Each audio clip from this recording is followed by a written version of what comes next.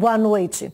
4 homens e uma mulher com ligações com o primeiro comando da capital, o PCC, foram presos nessa manhã em Uberaba, suspeitos de envolvimento nos incêndios criminosos na região.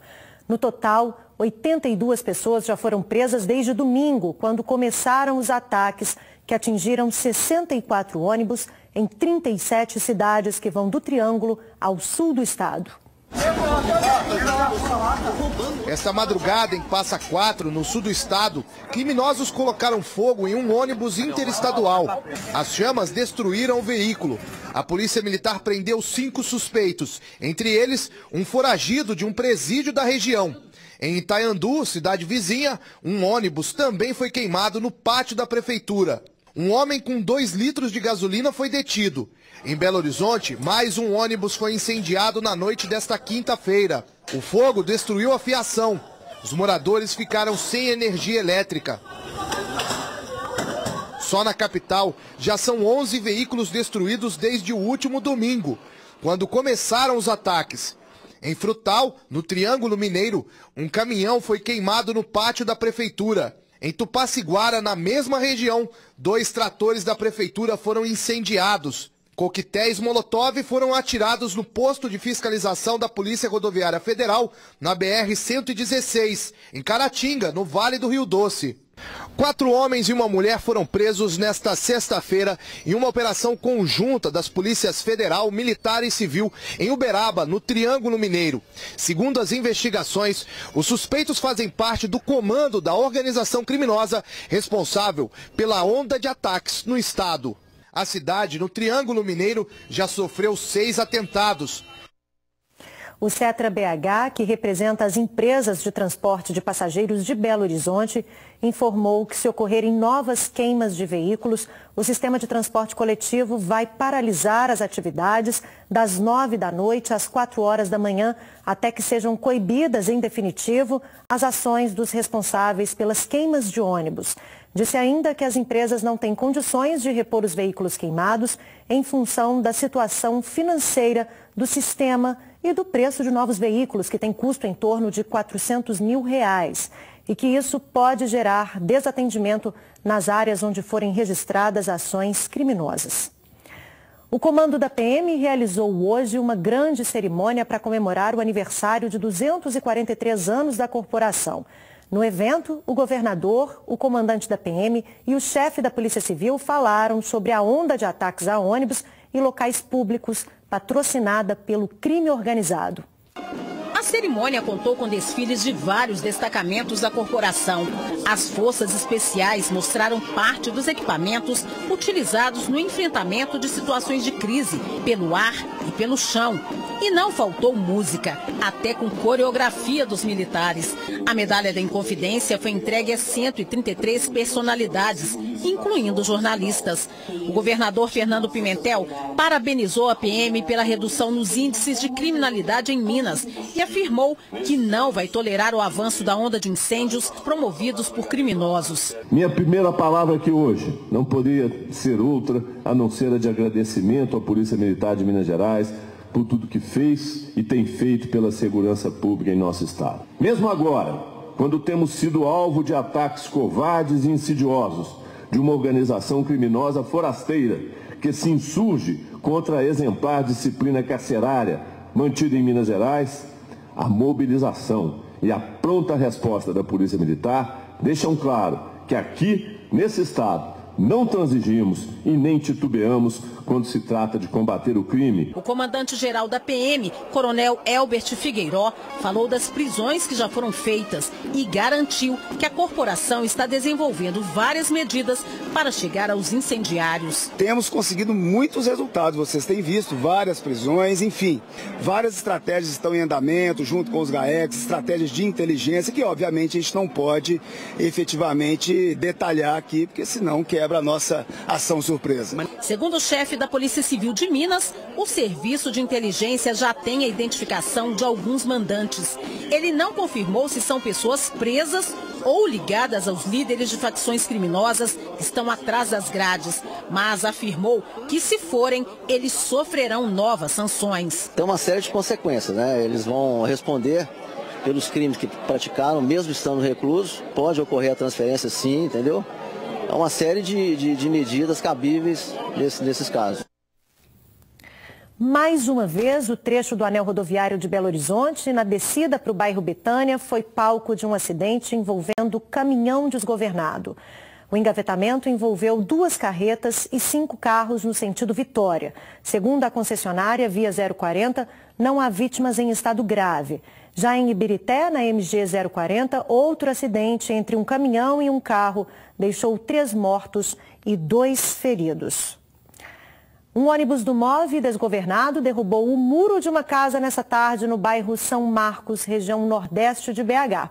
De acordo com a Polícia Militar, o motorista disse que o ônibus ficou sem freio e perdeu o controle da direção perto do ponto final ao fazer o contorno de uma rotatória. O condutor e 4 pessoas que estavam no coletivo ficaram feridos e foram levados para o Hospital Nossa Senhora Aparecida.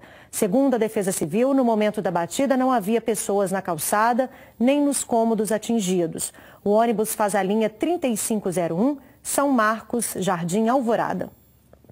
A Polícia Militar e bandidos trocaram tiros nessa tarde no estacionamento de um supermercado na zona sul de Belo Horizonte.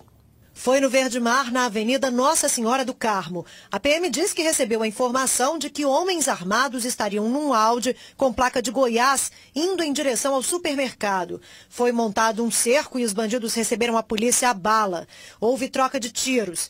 Depois de tentar sair do estacionamento e quase atropelar funcionários e pedestres, eles entraram na contramão e se envolveram em um acidente. 2 homens foram presos, ninguém ficou ferido.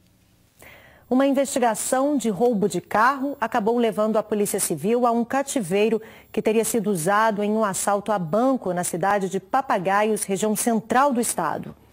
Após a apreensão deste veículo, durante uma investigação de roubo de carros, a polícia suspeitou que poderia haver um outro crime relacionado. Conseguiram identificar um dos criminosos na cidade de São José da Lapa. Lá chegando, efetuaram a prisão, apreenderam uma arma israelense calibre 9mm, apreenderam rádios comunicadores, colete balístico, etc. Dinheiro também. Através dele chegou-se a um outro local onde conseguiram identificar e abordar outros criminosos. Ao chegar nesse sítio em Matozinhos, na região metropolitana de Belo Horizonte, além de uma moto roubada, materiais encontrados com suspeitos chamaram a atenção. Algemas de plástico, entre outros, levantaram a suspeita de que o local poderia ser o cativeiro usado para abrigar a família de um gerente de banco durante um roubo a uma agência em Papagaios no começo desta semana. Localizaram a casa que, ao fazer uma vistoria após a abordagem aos criminosos, encontraram algemas e equipamentos utilizados para imobilizar pessoas e também pagamentos de pedágio, um pedágio que existe nas proximidades. A equipe policial da Divisão de Furtos e Roubos de Veículos foi até o pedágio e obteve imagens. E através dessas imagens ficou comprovado, ficou evidenciado que esses criminosos participaram de um assalto a um banco na cidade de Papagaios, onde a família do gerente foi feito refém. Durante a abordagem, segundo o delegado, houve troca de tiros e um dos suspeitos foi morto. Já Maxwell Gleis Correia, que possui uma extensa ficha criminal e também é suspeito de participar do assalto à agência bancária, foi preso e transferido para o presídio de Ribeirão das Neves. Ele tem um vasto prontuário, um prontuário que faz inveja a qualquer bandido em início de carreira. Como se isso não bastasse, tudo leva a crer que ele está envolvido em mais 3 homicídios e também em 3 crimes contra o patrimônio, esse denominado Sapatinho, que é alvo de investigação do DEOESP. Uma operação realizada pelo Ministério Público e Polícia Militar terminou com a prisão de 13 membros de uma quadrilha suspeitos de tráfico de drogas e diversos homicídios em Governador Valadares, no leste de Minas.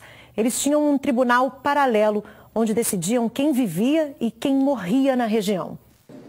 A polícia apresentou o material apreendido na operação: R$600, dólar, drogas e uma pistola municiada.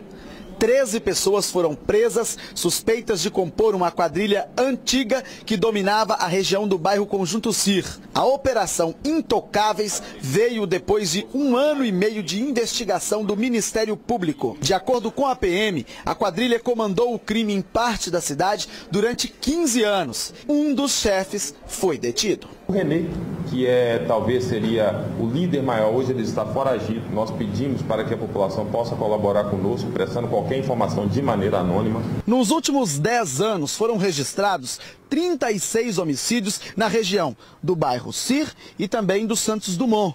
Neste ano foram 5 casos. A polícia suspeita que a gangue tenha relação com os crimes. Eles se reúnem periodicamente para julgar o caso.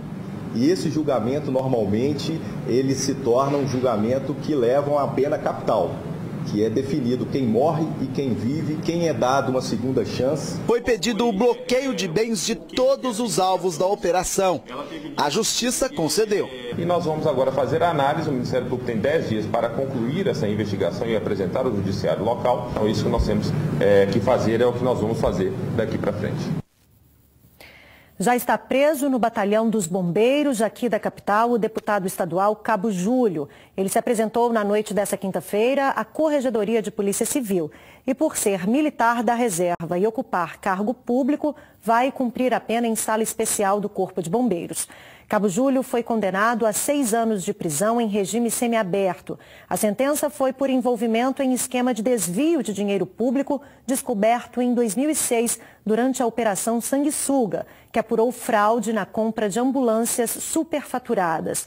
A defesa recorre da decisão e entrou com o pedido de habeas corpus no Superior Tribunal de Justiça. A Assembleia Legislativa do Estado ainda não se pronunciou sobre a possibilidade do deputado continuar exercendo o mandato, já que o regime da condenação é semiaberto e ele poderia deixar a prisão durante o dia. Agora é hora de saber como vai ficar o tempo neste sábado em todo o estado.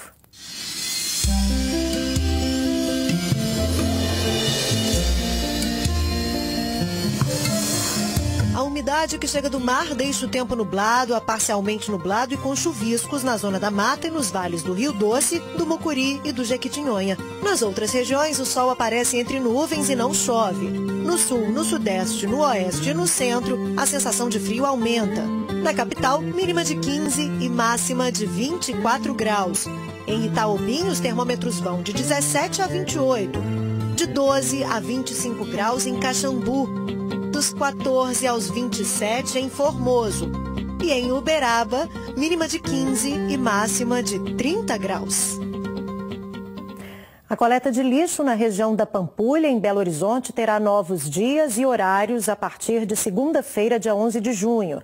Nos bairros Santa Amélia, Dona Clara, Paquetá, Castelo, Trevo, Garças e Braúnas, a coleta que era feita no período da tarde passará a ser feita a partir das 8 horas da manhã. No São Luís e em parte do bairro Ouro Preto, o recolhimento de lixo, que era feito às terças, quintas e aos sábados, muda para segunda, quarta e sexta, também às 8 horas da manhã. De acordo com a SLU, a readequação do serviço é para melhorar o atendimento em áreas que tiveram um significativo aumento populacional de moradias e comércios. A campanha de vacinação contra a gripe termina no dia 15 de junho. A meta da Secretaria Estadual de Saúde é vacinar 90% do público-alvo. Só que até o momento, a cobertura vacinal de crianças ainda está em 64% e a de gestantes em 66%. Segundo o último boletim epidemiológico da gripe, 23 pessoas morreram em Minas em decorrência da doença, 7 na Zona da Mata. A Maria das Graças viu que o prazo para vacinação contra a gripe estava acabando e não perdeu tempo. Acho que a responsabilidade nossa também é cuidar de nós mesmos, né? A gente está desvalorizando aquilo que a gente tem de graça. A vacinação oferecida pelo SUS atende crianças, trabalhadores da área da saúde, gestantes, puérperas, indígenas, idosos, professores e portadores de doenças crônicas. A dona Margarida faz parte do grupo prioritário. Esses dias eu fiz até nebulização, estava muito gripado, né? Mas é bom tomar, né? De acordo com o boletim epidemiológico da gripe divulgado nesta quinta-feira pela Secretaria de Estado de Saúde, até hoje foram registrados em Minas Gerais 105 casos de influenza. 23 pessoas morreram em decorrência da doença. 7 desses óbitos foram na Zona da Mata. Em Juiz de Fora foram registrados 3 casos de influenza e nenhuma morte. Na regional de Leopoldina, foram 11 casos e 5 mortes por síndrome respiratória aguda grave, causada pela influenza. Na regional de Ubá, são 5 casos e 2 óbitos. O grupo prioritário ele é justamente escolhido por conta, né, que o agravamento, as consequências mais graves da doença, eles agridem realmente essas pessoas. Então, os idosos, crianças, gestantes, eles tendem a agravar a doença, ou seja, eles podem desenvolver quadros pulmonares graves, pneumonias. Então, vacinando, eles vão estar protegidos. Lembrando que até mesmo o óbito, né, pode ser causado pelo vírus da influenza. Ainda de acordo com o boletim epidemiológico, a cobertura vacinal em Minas Gerais está em 80,55%. Na regional de Juiz de Fora, ela atingiu 74,79%. O que preocupa a chefe do Departamento de Vigilância Epidemiológica do município é a imunização de crianças e gestantes. O índice não chegou a 60%. O que a gente sabe é que as gestantes, geralmente, elas têm um certo medo, né, um certo receio em buscar a vacinação. E é importante, né, que a gente traga para as pessoas, principalmente para as gestantes e para os responsáveis pelas crianças, que essa vacina ela não tem nenhum problema, ela é constituída de vírus já inativados, ou seja, eles são mortos, eles não causam nenhum tipo de gripe nem resfriado. Dificilmente a gente vê alguma reação, né, a essa vacina, o que seria só uma dor local. Então não tem que ter esse medo de vacinar. Então busquem os postos que a gente ainda tem, né, mais uma semana aí pela frente. Lembrando que a vacina está disponível de graça em todas as unidades de saúde do estado. A obra de canalização de um córrego que deveria estar pronta há mais de 3 anos no bairro Santa Mônica, em Belo Horizonte, continua no papel até hoje. Os moradores sofrem com mau cheiro, bichos e doenças. Alguns foram desapropriados, estão no aluguel e não conseguem construir nos terrenos que são donos pela falta de esgoto. Um amontoado de documentos, entre eles o Programa de Recuperação Ambiental de Belo Horizonte, com valor total de investimentos de mais de 52 milhões de reais, feito em 2013 com duração de 24 meses. Junho de 2018, e a situação dos moradores aqui do Santa Mônica, mais preciso de quem vive às margens do córrego Marimbondo, está assim, ó, nesta situação. Cansado de esperar a Prefeitura de Belo Horizonte tomar alguma providência, Luiz nos enviou este vídeo denunciando. Olha a situação, gente. Agora, por falta de chuva, essa época do ano, infelizmente é assim. O mau cheiro para os moradores lá embaixo ajuda a gente aí, olha aí que tristeza. Olha o esgoto a céu aberto.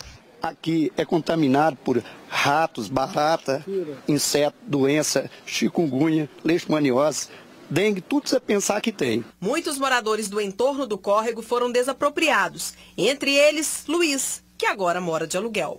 Eu pago aluguel, sendo que eu tenho 3.800 metros de terra e não é autorizado para nada fazer, pois não temos ainda esgoto.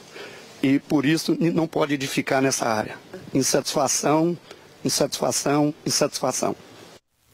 A Prefeitura, por meio da SUDECAP, Superintendência de Desenvolvimento da Capital, informou que os projetos e orçamentos para a execução das obras de prevenção de enchentes no Córrego do Nado, subbacias do Lareira e do Marimbondo, estão em fase de revisão. A primeira licitação de obras foi cancelada após a desclassificação de empresas que estavam participando do processo licitatório e que entraram na Justiça, conseguindo liminar favorável.